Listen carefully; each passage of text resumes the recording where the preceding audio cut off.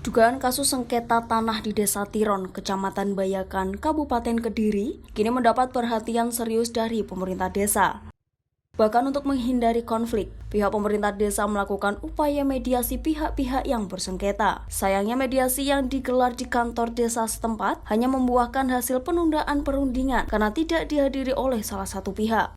Pemerintah Desa Tiron, Kecamatan Bayakan, Kabupaten Kediri telah memfasilitasi pelaksanaan mediasi kasus sengketa tanah yang ada di desa setempat. Mediasi atau upaya perundingan dengan menghadirkan para pihak bersengketa ini digelar di kantor Desa Tiron pada Selasa 18 Juli 2023.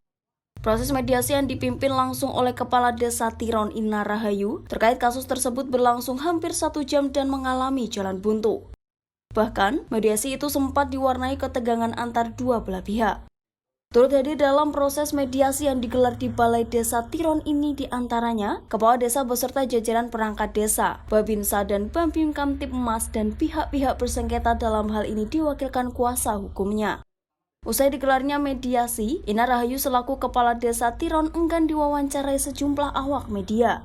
Alasannya, mediasi masih mengalami jalan buntu dan akan dilakukan mediasi kembali. Haryantoko, selaku kuasa hukum salah satu pihak ahli waris istri almarhum Seger, mengatakan bahwa proses mediasi yang difasilitasi oleh pemerintah Desa Tiron terpaksa dilakukan penundaan. Karena salah satu pihak yang diduga paling bertanggung jawab terkait persoalan ini tidak hadir. Kasus sengketa ini bermula ketika kliennya mendatangi kantor Desa Tiron untuk meminta salinan letter C atas nama samaran yang akan digunakan untuk memenuhi syarat mengurus sertifikat. Namun, pihak pemerintah desa enggan memberikan dengan alasan dokumen atau bagian dari persil yang diminta sudah ada proses peralihan hak karena jual beli. Haryantoko justru menilai terkait proses peralihan hak itu ada yang janggal. Sebab hingga saat ini, pihak lainnya yang notabene sebagai ahli waris dari almarhum Samiran mengaku belum pernah merasa melakukan transaksi jual beli. Dirinya pun berani memastikan kebenaran pernyataan itu karena dokumen kepemilikan berupa petok D masih dipegang oleh kliennya. Selain itu, Haryantoko juga mempertanyakan beberapa hal terkait proses peralihan hak tersebut bisa terjadi. Di antaranya atas dasar apa, apakah dokumen pendukung terpenuhi dan siapa saja yang terlibat. Menurut dia, jika terjadi jual beli tanah waris tanpa persetujuan salah satu ahli waris, maka jual beli tersebut batal demi hukum. Di sisi lain, pihaknya mengakui, selain kliennya, ada 2 orang lagi yang menjadi ahli waris dari almarhum Samiran, yakni atas nama almarhum Sunarji dan Sunarti. Namun kedua ahli waris tersebut sudah diberi sejumlah uang oleh kliennya. Artinya, tanah yang saat ini dijadikan objek sengketa itu seharusnya sudah menjadi hak kliennya. Untuk itu pihaknya menambahkan akan mengikuti dan melihat hasil proses mediasi selanjutnya. Jika ada unsur pidananya, maka pihaknya akan melanjutkan ke ranah hukum.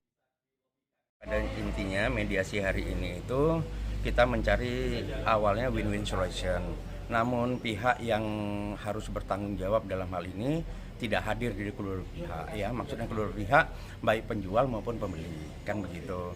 Nah akhirnya dari konteks tadi yang diumumkan oleh Bu Lurah, apa yang Ibu Lurah dapatkan dari berita di luar, ya kan, ya kita sampaikan karena sebelumnya ini terjadi kita sudah berapa kali juga ke Desa Tiron ini, bahkan mungkin 6 kali termasuk istri daripada Bapak Segel almarhum, ya Bu Agustin sudah kita gitukan ahli waris nomor 3 itu.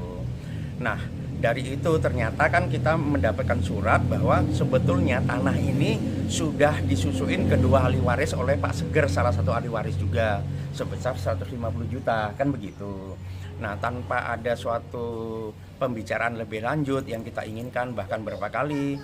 Nah dari pihak sana itu kan tidak kooperatif lah untuk menyelesaikan masalah ini, yang akhirnya waktu itu dalam perjalanan waktu kita berupaya ternyata dari pihak salah satu ahli waris itu kan sudah meninggal dunia, jadinya ini sempat tersendat.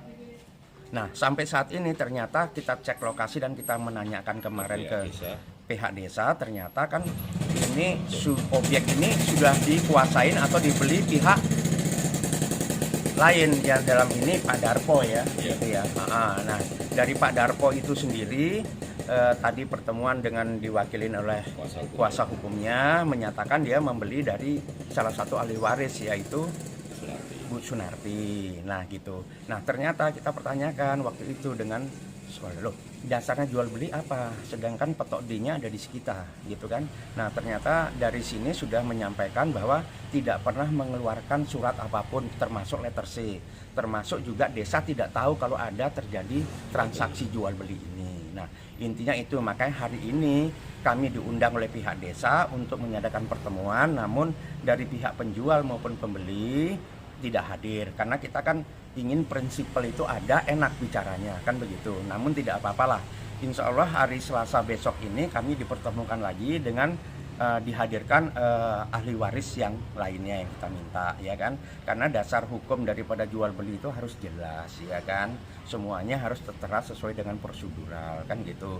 Nah, itu yang saat ini kita meminta kejelasan dari mereka, dasarmu apa gitu. Tapi desa sudah menyatakan bahwa sampai saat ini, dan kuasa hukumnya menjelaskan bahwa belum ada untuk disertifikatkan, ya, karena tidak bisa disertifikatkan kalau tidak hadir semua pihak, kan begitu.